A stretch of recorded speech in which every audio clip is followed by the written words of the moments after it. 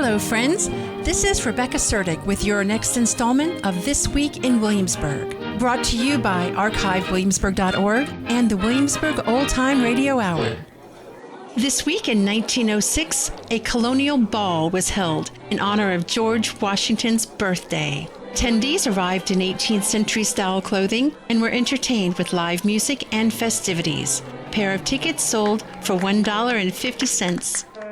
This week in 1925, the first automobile ferry crossing occurred on the James River. The ferry was originally privately owned by Captain Albert Jester. Today, the Jamestown, Scotland ferry is operated by VDOT, and this week marks 100 years of service.